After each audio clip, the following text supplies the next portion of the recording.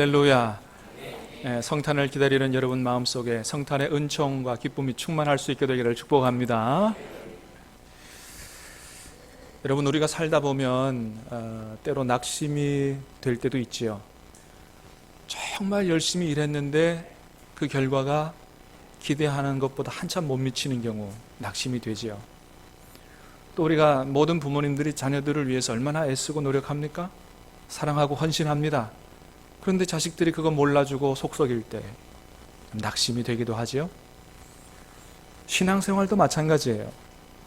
나 나름대로는 열심히 하나님 섬기느라고 섬겼는데 뭔가 되는 일은 없는 것 같고, 복은 다른 사람 다 받는 것 같고 나만 복 못 받는 것 같고, 때로 낙심이 되기도 합니다. 또 작정하고 금식까지 하면서 기도 열심히 했는데 기도 응답이 없는 것 같아요. 오랜 시간 기도 응답이 없는 것 같을 때 낙심이 되기도 하죠. 근데 여러분, 그런 낙심의 경험은 우리만 하는 게 아니라 성경을 보니까 성경에 나와 있는 위대한 믿음의 조상들도 낙심했을 때가 있더라 하는 것을 보게 됩니다. 대표적인 케이스가 누구냐 하면, 오늘 장로님하고 저하고 짠 것도 아닌데 너무 설교 내용하고 제가 너무 은혜 받았어요.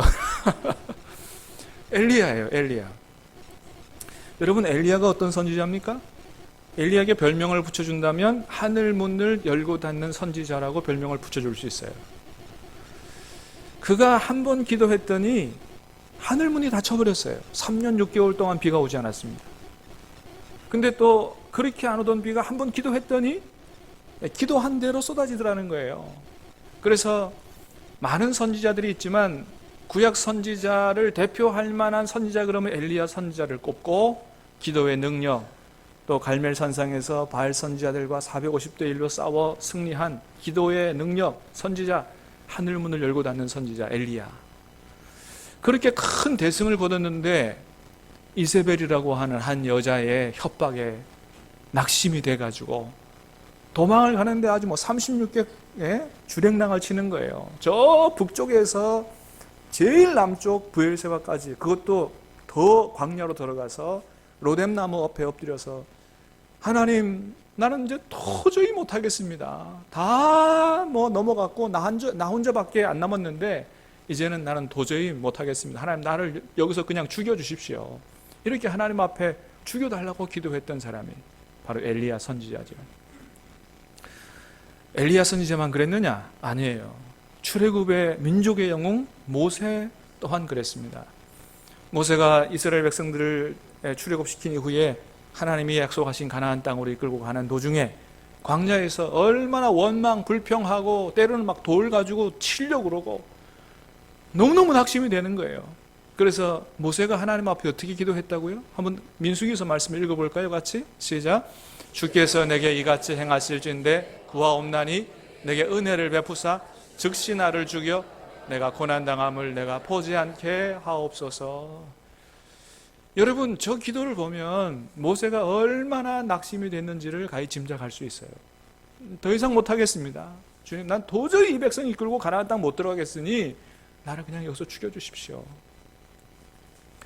모세 같은 사람도 낙심할 때가 있었더라라고 하는 거죠.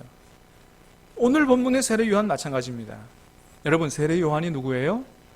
세례 요한은 말라기서, 구약 성경의 마지막인 말라기서에서 예수님이 이 땅에 오시기 전에 먼저 하나님께로부터 보냄받아서 많은 사람들의 마음을 회개하고 돌이켜 하나님께로 돌아오도록 하는 일에 쓰임받도록 보내진 위대한 선지자, 선지자 중의 선지자가 바로 세례 요한입니다. 그래서 오늘 본문에서도 예수님이 세례 요한에 대해서 이렇게 말씀하세요. 자, 14절 시작. 만일 너희가 즐겨 받을진대 오리라 한 엘리야가 곧 이 사람이니라. 그래서 말라기서 4장에 보면 내가 이 땅에 가기 전에 선지자 엘리야를 보내겠다. 이 선지자 엘리야가 바로 세례 요한이다. 그래서 세례 요한이 허리에 가죽띠를 띠고, 그죠? 이 털옷을 입고 그랬죠. 원래 구약의 예언자 엘리야 선지자가 털이 많은 사람이고, 그렇기 때문에 내가 바로 말라기서에서 예언된 그 엘리야다, 제2의 엘리야다라고 하는 걸 보여주기 위해서죠. 그런데 이러한 세례 요한도 낙심할 때가 있었다는 거예요. 자, 그 이유가 뭐냐? 2절 3절을 보니까 이렇게 했습니다. 2절 3절 시작. 요한이 옥에서 그리스도께서 하신 일을 듣고 제자들을 보내어 예수께 여짜오되 오실 그이가 당신이 오니까 우리가 다른 일을 기다리오리까. 아멘. 여러분, 다른 사람은 몰라도 누구는 예수님 확실히 알아봐야 돼요. 세례 요한만큼은. 왜요? 예수님 오시기 바로 앞에 예수님 위해서 보내진 사람이 세례 요한인데, 이 세례 요한이 이 말씀 전하다가 붙잡혀서 감옥에 들어가서 예수님께서 하시는 일들을 들어보니까 헷갈리는 거예요. 분명히 내가 온 다음에 예수님 오신다고 그랬는데, 하나님 오신다고 그랬는데, 그 예수님이 오셔서 예수님께서 오신다고 한 메시아인 것 같았는데 하는 거 보니까 아닌 것 같거든요. 그러니까 의심이 되고 때로는 낙심이 되는 거예요. 마태복음 3장에 보면 세례 요한이 예수님을 이렇게 전했습니다. 자, 한번 보겠습니다. 시작. 그는 성령과 불로 너희에게 세례를 베푸실 것이요 손에 키를 들고 자기의 타작마당을 정하게 하사 알곤 모아 곡간에 들이고 쭉정이는 꺼지지 않는 불에 태우시리라. 아멘. 세례 요한이 예수님을 전하기를 그분은 성령과 불로 너에게 세례를 베푸실 것이고, 또 그분이 오면 타작마당에서 추수를 하는데 알곡은 모아 곡간에 들이고, 그러니까 의인은 구원을 하시고 쭉정이는 꺼지지 않는 불에 던진다. 악인은 심판하신다. 내 뒤에 오시는 분은 바로 그런 분이다. 그렇게 전했고, 그런 예수님을, 그런 메시아를 기대했습니다. 그런데 예수님이 하시는 것들을 보니까 분명히 의인은 구원하신다고 그랬는데, 하나님을 위해서 일하다 옥에 갇힌 나는 구원하실 생각을 안 하고, 오히려 심판해서 지옥불에 던져야 될 세리들, 장녀들, 이런 사람들의 죄는 다 용서해주고, 또 뭐 더 나아가서 그들하고 같이 어울리고 식사도 같이 하고 이렇게 하시는 거예요. 그러니까 자기가 전했던 예수님하고는 잘 안 맞는 것입니다. 예수님이 메시아라고 생각했는데 아닌 것 같아요. 낙심이 되죠. 의심이 생기는 거예요. 자, 이에 대해서 예수님은 뭐라고 말씀하셨느냐? 예수님의 답변입니다. 4절, 5절, 6절 시작.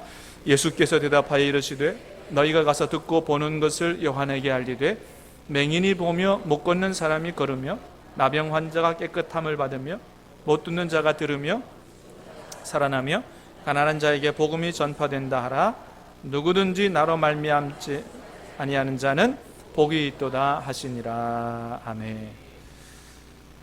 맹인이 보며 못 걷는 사람이 걸으며 나병 환자가 깨끗함을 받으며 못 듣는 자가 들으며 죽은 자가 살아나며 가난한 자에게 복음이 전파된다. 너희가 보고 들은 것을 너희 스승 요한에게 전해라. 근데 이 말씀은요, 구약 성경에 이 이사야에 있는 말씀을 그대로 예수님께서 말씀하신 거예요. 자, 이사야 35장과 61장 말씀인데, 이사야 35장에는 어떤 말씀이 기록되어 있냐면 이런 말씀입니다. 시작. 그때에 맹인의 눈이 밝을 것이며 못 듣는 사람의 귀가 열릴 것이며 그때에 저는 자는 사슴같이 뛸 것이며. 자, 이 말씀은 어떤 말씀이냐 하면 메시아가 오시면 일어날 일들에 대해서 예언해 놓은 말씀이에요. 그때에 메시아가 오시면 맹인의 눈이 밝아질 거다.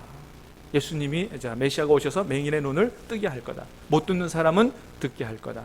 저는 사람은 고침을 받고 사슴같이 뛰는 역사가 나타나게 될 거다. 그런 일을 행하시는 분을 보면 그분이 누구다? 하나님이 보내신 메시아다라는 걸 알게 될 거다. 이사야 61장에도 이런 말씀이 있습니다. 1절 시작. 주 여호와의 영이 내게 내리셨으니 이는 여호와께서 내게 기름을 부으사 가난한 자에게 아름다운 소식을 전하게 하려 하심이라. 아멘. 저기 보면 주 여호와의 영이 내게 내리셨으니 이는 여호와께서 내게 뭘 부어요? 기름을 부으사. 여러분, 메시아라고 하는 말의 뜻이 뭐예요? 기름 부음을 받은 자, 하나님이 특별히 택한 종, 그래서 이 땅에서 하나님의 일을 하도록 보내진 자가 바로 기름 부음을 받은 자고 메시아예요.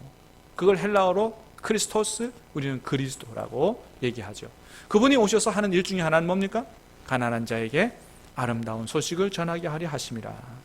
이렇게 이사야서에서 메시아가 오면 이루어질 일들에 대해서 예언을 했는데, 자, 예수님께서 오셔서 뭐 하셨어요? 그걸 그대로 다 이루셨던 거예요. 할렐루야. 여러분, 자, 이 말씀들은 뭘 보여주는 거냐 하면 2000년 전에 이 땅에 오셔서 아기 예수의 몸으로 오셔서 복음을 전하시고 말씀을 가르치시고 십자가에 달려 죽으셨다가 승천하신 그 예수님은 구약 성경에서 우리를 구원하기 위해서 약속된, 보내기로, 오시기로 약속된 바로 그 메시아, 바로 그 구원자라는 사실을 분명히 보여주는 것입니다. 할렐루야. 그래요. 여러분, 다른 예수는 없어요. 뭐 많은 이단 사이비들이 내가 예수다, 다른 예수는 없어요. 2000년 전에 이 땅에 오셔서 십자가에 죽으시고 부활 승천하신 그 예수님, 그 예수님이 바로 구약 성경에서 보내시고자 하셨던 유일한 메시아의 구원자인 줄로 믿으시기를 바랍니다. 그래서 예수님이 이 땅에 계실 때 당신을 가리켜서 뭐라고 하셨냐면 인자다 이렇게 말씀하셨어요. 인자가 온 것은, 그죠? 원래 여러분 인자라고 하는 말은 무슨 뜻이냐면 한자로 보면 사람의 아들이다 이런 뜻이에요. 근데 예수님께서 이 땅에 태어나실 때는 법적으로 누구의 아들로 사셨어요? 요셉의 아들로 사셨죠. 마리아의 아들로 육신적으로는 태어나셨잖아요. 그래서 여기서 내가 인자다, 사람의 아들이라고 하는 것은 내가 마리아의 아들이나 요셉의 아들이라는 걸 얘기하는 게 아니에요. 이건 뭘 얘기하는 거냐면 다니엘서 7장 13절에 나타난 예언된 인자를 말하는 단어라고 하는 거예요. 다니엘 7장 13절 14절 여러분 우리 잘 아시죠? 한번 보여요. 거기에 어떤 인자가 나타나 있는지. 시작. 내가 또 밤 환상 중에 보니 인자 같은 이가 하늘 구름을 타고 와서 이쪽부터 항상 계신 이에게 나아가 그 앞으로 인도되매 그에게 권세와 영광과 나라를 주고 모든 백성과 나라들과 다른 언어를 말하는 모든 자들이 그를 섬기게 하였으니 그의 권세는 소멸되지 아니하는 영원한 권세요 그의 나라는 멸망하지 아니할 것이니라. 아멘. 예수님께서 내가 인자다라고 하는 것은 마리아의 아들 요셉의 아들을 얘기하는 게 아니라 다니엘서 7장 13절 14절에서 다니엘의 환상 중에 인자 같으니 사람의 아들 같은 어떤 분을 보게 되는데 이분은 하나님께로 나아가서 영원한 나라 권세를 받은 모든 온 열방이 족속들이 섬기는 영원한 나라의 왕인 어떤 그런 분을 얘기하는 것입니다. 그래서 신약 성경에 예수님께서 내가 인자다라고 하는 말씀을 하신 모든 곳에는 영어 성경에 뭐라고 했냐면 The Son of God 그랬어요. 하나님께서 에스겔서에도 보면 에스겔 보고 뭐라 그랬냐면 인자야 그랬거든요. 근데 에스겔에게 하신 인자야 할 때는 더가 안 붙습니다. 너 사람의 아들이다 이런 얘기예요. 근데 예수님에게 쓰인 인자는 뭐가 붙는다고요? 더가 붙어요. 더가 영어에 붙는다는 얘기는 뭐예요? 앞에 한번 나왔던 그 사람을 얘기하는 거예요. 예수님께서 내가 바로 그 인자다. 그게 뭐예요? 다니엘서에서 영원한 하나님 나라의 권세를 가진 만왕의 왕 되신 그분이 바로 누구다? 나다라고 하는 것을 얘기하고 있는 것입니다. 이런 말씀들이 바로 여러분 예수님께서 구약 성경에서 오시기로 예언되었던 바로 그 유일한 메시아다라고 하는 것을 보여주는 거예요. 믿습니까? 여러분 이 사실을 어떻게 알고 여러분 믿으셨어요? 이거 기가 막힌 거거든요. 어떻게든지 간에 이 사실을 알고 믿게 된 여러분 축하를 드립니다. 진심으로 믿으셨으면 구원받아 천국에 들어가게 될 줄로 믿습니다. 아니 이미 천국에 들어가 있는 줄로 믿으시기를 바랍니다. 엄청난 복을 받은 거예요. 이걸 어떻게 알고 싶어도 알지 못하는 사람들이 많은데 그래서 우리 하나님의 은혜라 그러죠. 자, 그런데 이런 예수님 당시의 사람들, 많은 사람들이 이 예수님을 메시아로 받아들이질 않았습니다. 왜냐하면 자기들이 기대했던 메시아하고는 달랐기 때문이에요. 일반적으로 유대인들은 어떤 메시아를 기다렸습니까? 로마 지배하에 식민지로 있던 자기 나라를 정치적으로 독립시켜줄 정치적인 메시아, 경제적인 메시아를 기다렸죠. 근데 여러분 예수님께서 메시아라고 하시면서 예루살렘 성에 입성하실 때 군사들을 이끌고 백마를 타고 이렇게 입성하시는 게 아니고 뭘 타고 입성하셨어요? 나귀 새끼 타고 뭐 제자 몇 명 데리고 나귀 새끼 타고 입성을 하셨어요. 볼품 없어요. 볼품 없어. 그런 정도만이 아니고 나중에 뭔가 이렇게 힘있게 뭘 하는 게 아니고 힘없이 체포돼서 십자가에 달려 죽으시는 그런 모습들을 보면서 여러분, 지나가는 사람들이 뭐라고 조롱합니까?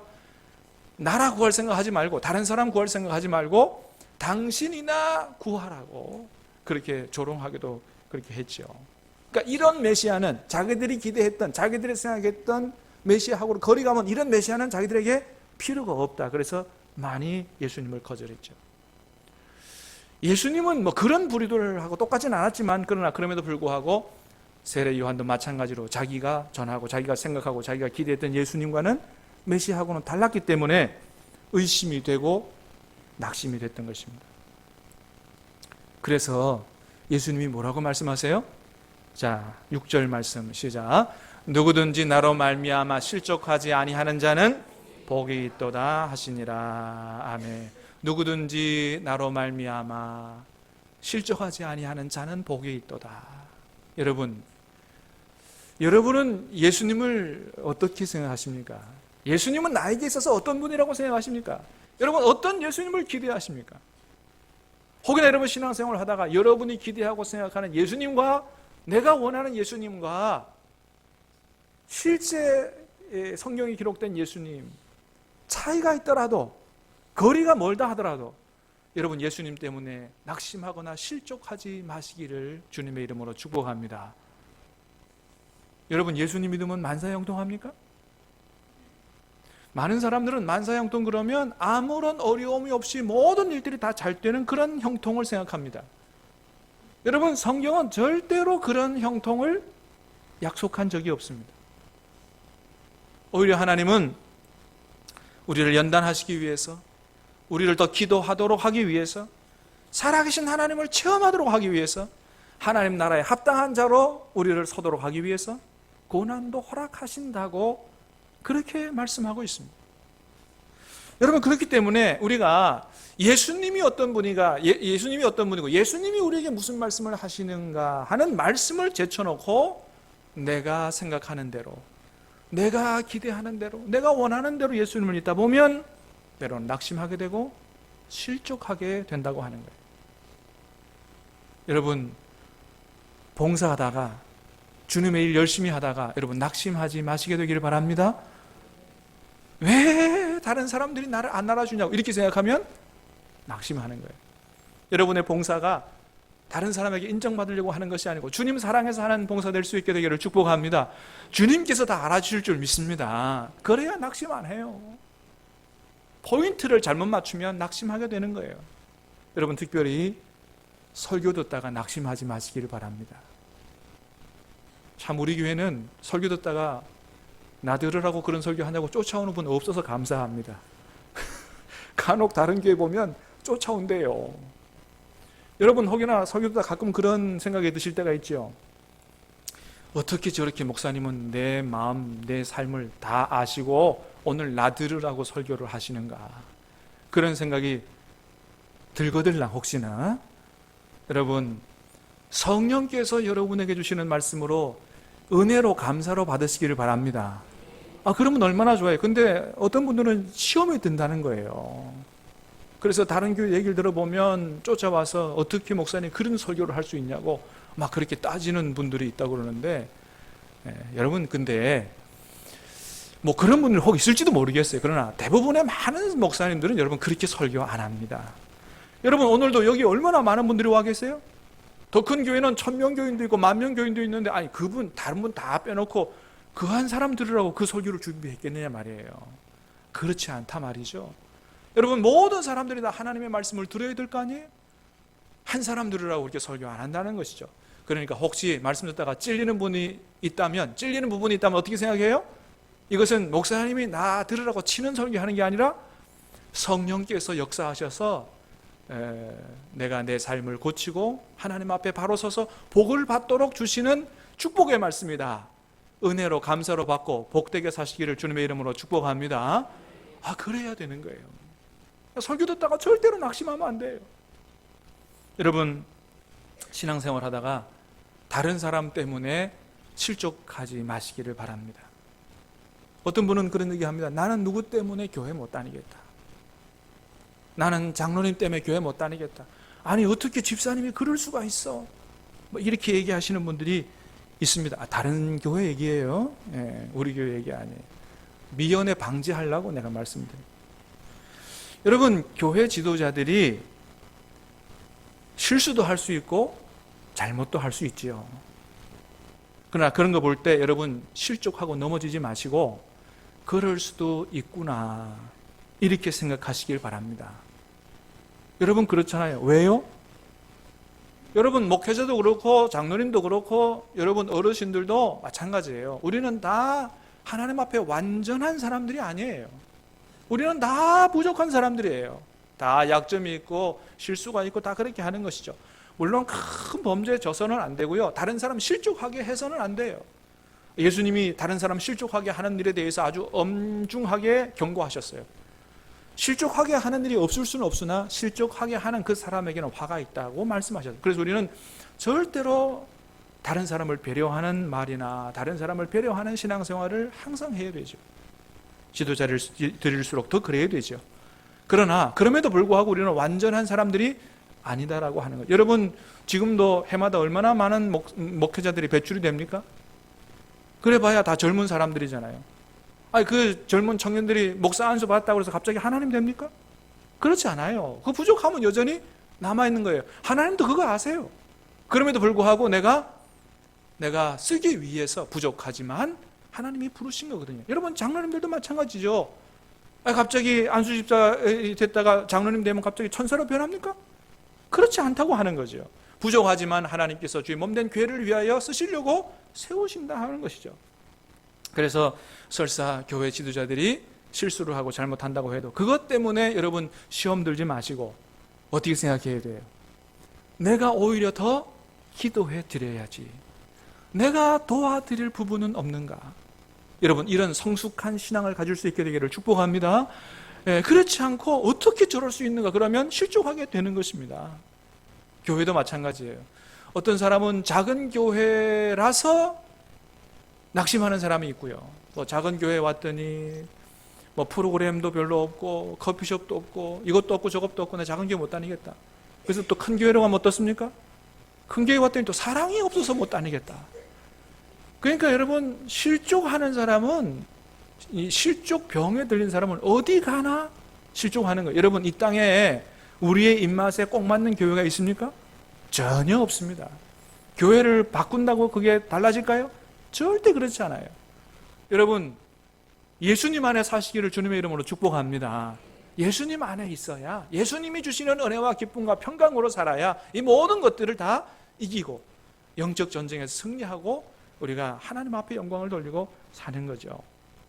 여러분 아담과 하와가 에덴 동산에서도 실족했다라고 하는 것을 기억해요. 중요한 것은 그 한 사람 한 사람의 믿음이지 환경이 아니다라고 하는 것이죠. 이번에 수능을 쳤는데 전국에서 만점자가 15명 나왔다 그래요. 그 중에 한 명이 누구냐 하면 김해 외고를 나온 학생인데 송영준 군이라고 합니다. 이 친구가 이제 중학교 졸업하고 고등학교를 들어갔는데 처음 본 시험에서 127명 중에서 127명 중에서 126등 했다 그래요. 그러니까 거의 전교 꼴찌 했죠. 얼마나 낙심이 됐겠습니까? 중학교 때는 그래도 공부 좀 한다 그랬는데 아니 외고 가니까 뭐 다른 아이들하고 게임이 안 되는 거예요. 그도 그럴 것이 집이 너무 가난했어요. 그래서 집에서 학원비 대줘가지고 학원 다니면서 선행한 아이들을 도저히 따라갈 길이 없는 거예요. 낙심이 돼서 공부는 내 길이 아니다 이렇게 생각을 하고 차라리 어머니 좀 짐을 덜어드려야 되겠다. 그래서 실업계 고등학교를 가서 취직을 빨리 해야 되겠다 이런 생각을 했다고 그래요. 근데 선생님이 붙잡아주고 설득하고 내가 장학금도 알아봐 주겠다. 다시 한번 마음을 고쳐먹고 열심히 공부해보자. 그래서 마음을 다잡고 그때부터 공부하기 시작했는데 다른 아이들보다 1시간 늦게 자고 1시간 일찍 일어나서 정말 열심히 공부했대요. 그러니까 실력이 나날이 쌓였겠죠. 자신이 붙었던 모양이에요. 선생님들한테 공공연하게 선생님 내가 만점 받으면 학교에 플랜카드 걸어주세요 그랬다 그래요. 근데 진짜로 만점을 받은 것입니다. 여러분 보세요. 얼마나 어려운 환경 가운데서도 낙심할 수 있었지만, 포기할 수 있었지만, 그러나 선생님의 도움을 어떻게 해요? 낙심을 선택하지 않고 이겨내는 쪽을 선택했다는 것이죠. 사랑하는 여러분, 낙심할 때가 와도, 어려움을 만나서 낙심하고 절망하고 포기하고 싶을 때가 와도 여러분 포기하지 마시기를 바라고, 선생님보다 훨씬 더 큰 도움으로 도와주시는 하나님께 나가서 기도하심으로 말미암아 성령의 도우심으로 승리하는 저와 여러분 될 수 있게 되기를 주님의 이름으로 축복합니다. 그래서 영생천국은 어떤 사람에게 주어지는 것이냐? 바로 영적 전쟁에서 싸워 승리하는 자에게 주어진다. 다시 오실 주님께서 요한계시록 2장 3장에서 아시아 7교회에게 편지를 보내시면서 꼭 끝에 붙이는 말씀이 이런 사람에게 영생천국을 주신다고 말씀하시는 걸 보게 돼요. 그 중에 한 구절, 요한계시록 3장 21절입니다. 시작. 이기는 그에게는 내가 내 보좌에 함께 앉게 하여 주기를, 내가 이기고 아버지 보좌에 함께 앉은 것 같이 하리라. 아멘. 누구에게요? 이기는 그에게. 여러분 요한계시록 2장 3장 읽어보세요. 모든 교회 끝에 이기는 자에게 주신다고 말씀하고 있습니다. 이게 무슨 얘기예요? 정말로 예수님을 믿는 사람은 이길 수 있다 없다? 이길 수 있다라고 하는 것을 말씀하는 거예요. 사랑하는 여러분, 다시 한번 축복합니다. 말씀 위에 굳게 서서 어떤 일에도 실족하지 마시게 되기를 주님의 이름으로 축복합니다. 그래서 우리가 낙심하지 않으려면요, 어떻게 해야 돼요? 내 생각을 내려놓고 우리가 말씀 위에 든든히 서야 하는 것입니다. 예수님께서 뭐라고 하시는지, 성경이 뭐라고 말씀하시는지 그를 잘 듣고 말씀 위에다 우리의 믿음의 집을 지어야 한다는 거예요. 세례 요한도 이렇게 한때 낙심할 때가 있었지만은, 그러나 세례 요한은 넘어지지 않았습니다. 넘어지지 않고 그 의심 낙심을 잘 이긴 것으로 보입니다. 왜냐하면 예수님께서 세례 요한을 향해서 이렇게 칭찬하시기 때문이에요. 한번 같이 읽어봅니다. 7절 시작. 그들이 떠나매 예수께서 무리에게 요한에 대하여 말씀하시되, 너희가 무엇을 보려고 광야에 나갔더냐? 바람에 흔들리는 갈대냐? 세례 요한은 바람에 흔들리는 갈대 아니라는 거예요. 심지가 곧은 사람이다. 9절. 그러면 너희가 어찌하여 나갔더냐? 선지자를 보기 위함이더냐? 옳다, 내가 너희에게 이르노니 선지자보다 더 나은 자니라. 세례 요한은 어떤 사람이에요? 선지자보다 더 나은 사람이다. 11절. 내가 진실로 너희에게 말하노니 여자가 낳은 자 중에 세례 요한보다 큰 이가 일어남이 없도다. 세례 요한을 아주 극찬하셨어요. 바람에 흔들리는 갈대도 아니고 선지자보다 더 위대한 자고, 여자가 낳은 사람 중에 이보다 더 큰 사람이 일어남이 없을 정도로 극찬하셨습니다. 이렇게 세례 요한은 때로 낙심할 때도 있고 의심이 들 때도 있지만 믿음에 흔들리지 않고 주어진 사명을 잘 감당하다가 하나님 앞에 간 사람이죠. 그러면서 주님이 더 중요한 말씀을 하세요. 이런 말씀합니다. 11절 시작. 그러나 천국에서는 극히 작은 자라도 그보다 크니라. 아멘. 그러니까 다시 말하면 하나님의 나라에 들어간 사람은 천국에서는 어떻게 해요? 하나님 나라에 들어간 사람 중에 극히 작은 자라도 누구보다 크다? 세례 요한보다 크다는 거예요. 이 천국은 미래 들어갈 천국만 얘기하는 게 아니고 이미 예수님을 영접하고 구원받아 현재적인 천국에 들어간 사람도 얘기하는 거예요. 다시 말하면 예수님 믿어 구원받은 사람은 누구보다 큰 사람이다. 세례 요한보다 큰 사람이고 세례 요한보다 복받은 사람이라고 말씀하시는 거예요. 할렐루야. 예수님 말씀이에요. 왜 그렇습니까? 여러분, 세례 요한은 이 땅에 와서 하나님의 이 큰 일을 감당했지만, 그러나 그럼에도 불구하고 여전히 구약에 속한 사람이고 예언의 시대에 속한 사람이에요. 그러나 예수님 믿어 구원받은, 예수님을 구세주로 영접한 사람은 신약 시대에 있는 사람이고 구약에서 예언된 그 예언이 성취된 하나님 나라가 이미 이 땅에 온 그 하나님의 나라에 들어간 성취의 시대에 사는 사람이기 때문에 훨씬 더 큰 복을 받은 사람들이다. 예수님 말씀입니다. 사랑하는 여러분, 저와 여러분들이 얼마나 큰 복, 엄청난 복을 받았는지 확실히 깨달아 아시기를 주님의 이름으로 축복합니다. 세례 요한이 받은 복보다 훨씬 더 큰 복을 받은 줄로 믿으시기를 바랍니다. 그래서 12절에서 이런 말씀하세요. 시작. 세례 요한의 때부터 지금까지 천국은 침노를 당하나니 침노하는 자는 빼앗느니라. 아멘. 세례 요한의 때부터 지금까지 천국은 침노를 당하나니 침노하는 자는 빼앗느니라. 두 가지 해석이 가능합니다. 첫 번째는 뭐냐면 긍정적인 의미예요.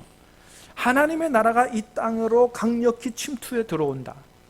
이 하나님의 나라에 적극적으로 반응하는 자는 하나님 나라의 침투에 들어간다. 구원을 받아 하나님 나라에 들어간다. 이런 의미가 해석이 가능하고, 또 하나는 하나님 나라가 대적들에게 공격을 당한다. 그래서 하나님 나라에 들어가 있는 사람도 대적들의 사단의 공격으로 인해서 많은 고통과 환난을 당하게 될 거다. 두 가지 해석이 가능합니다. 여러분, 먼저는 이 땅에 이미 하나님 나라가 와 있는 줄로 믿습니다. 예수님 영접하고 진실로 영접하고 하나님 나라에 한 분도 빠짐없이 다 들어갈 수 있게 되기를 주님의 이름으로 축복합니다. 하나님 나라에 들어가 있는 사람도 뭘 당할 수 있다고요? 사단과 대적의 공격으로 고통과 환난을 당할 수 있다. 예수님 믿다가 믿음 때문에 어려움을 당해도 그럴 때 어떻게 해야 돼요? 절대로 실족하거나 낙심하지 마시기를 축복합니다. 이기시기를 바랍니다. 예수님이 이렇게 말씀하세요. 요한복음 16장입니다.